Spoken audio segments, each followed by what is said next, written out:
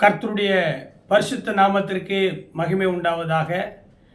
எனக்கு அன்பாயிருக்கிற திருச்சபை விசுவாசிகள் குடும்பத்திற்கும் தேவனுடைய உன்னதமான ஊழியத்தை என்னைப் போல செய்து வருகிற பரிசுத்தவான்களுக்கும் மற்றும் இந்த காணொளியை பார்த்து கொண்டிருக்கிற அனைத்து பொதுமக்களுக்கும், தமிழ்நாடு, இந்தியா மற்றும் உலகமெங்கிலும் இருக்கிற என்னுடைய அருமையான தோழமை மக்களுக்கும் இந்த நாளிலே என்னுடைய மனமார்ந்த வாழ்த்துக்களையும் நன்றிகளையும் தெரிவித்துக் கொள்கிறேன்.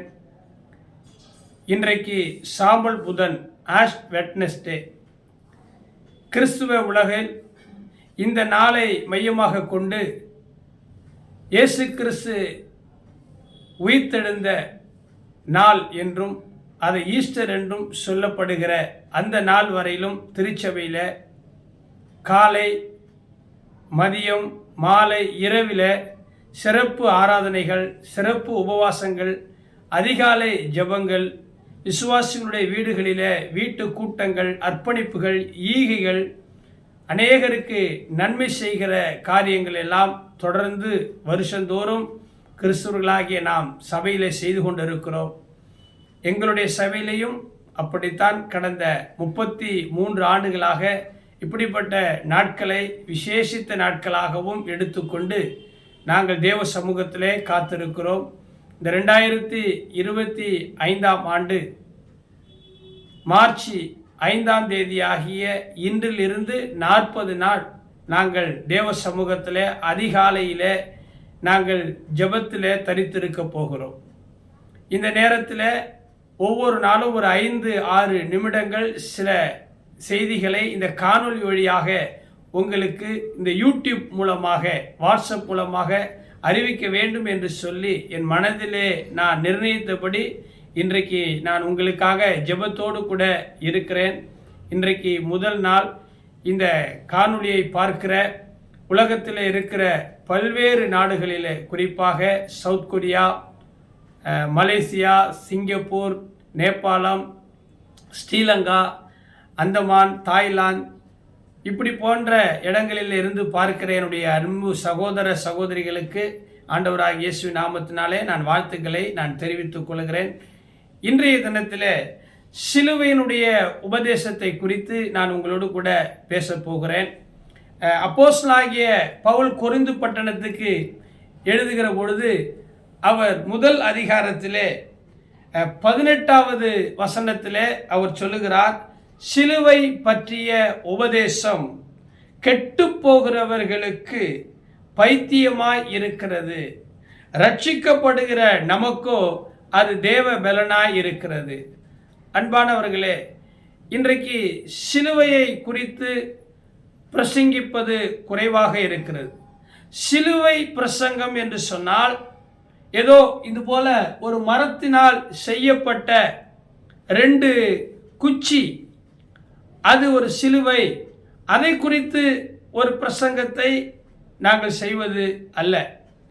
அல்லது இயேசு கிறிஸ்து சிலுவையில் அறையப்பட்டு மரணமடைந்து விட்டார் என்பதற்காக அந்த மரத்தினால் செய்யப்பட்ட அந்த எக்ஸ் குறி, அந்த பிளஸ் குறி போல இருக்கிற அந்த சிலுவையை குறித்தும் நாங்கள் உபதேசிக்க போவதில்லை.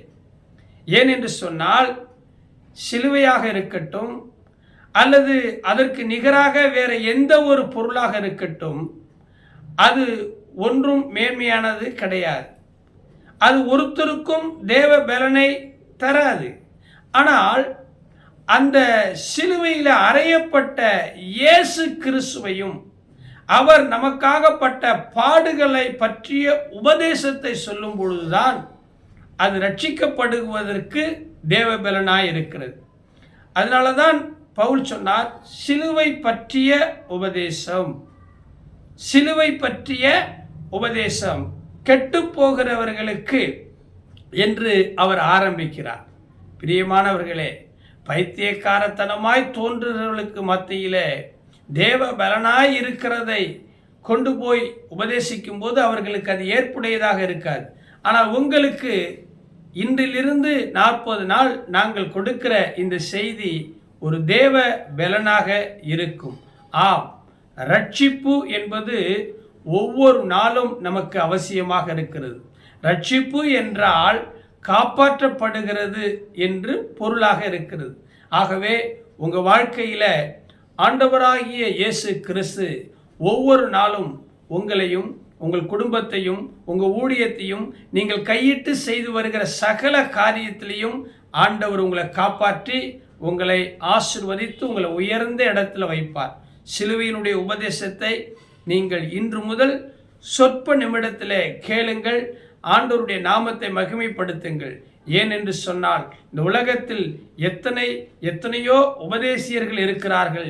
எத்தனையோ விதவிதமான டிஜிட்டல் உபதேசங்கள் வந்திருக்கிறது. ஆனால் அவைகளெல்லாம் நம்முடைய ஆவி ஆத்மா சரீரத்தை மறுரூபப்படுத்தாது. அவைகள் நம்மை குற்றப்படுத்தும், நம்மளை பாழ்படுத்தும், வீணான வழிகளுக்கு நேராக கொண்டு போகும். ஆனால் நாங்கள் பிரசங்கிக்கிற சிலுவை உபதேசம் கிறிஸ்துவனுடைய உபதேசமாக இருக்கிறது. அது நிச்சயமாய் உங்களுக்கு பலவீனத்தை மாற்றி தேவ பலனாக இருக்கும் என்று சொல்லி நான் கர்த்தருக்குள்ளே விசுவாசிக்கிறேன்.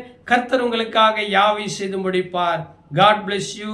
தேவ பலன் உங்களை நிரப்புகிறதுக்காக நன்றி செலுத்துகிறேன். ஜெபிப்போமா?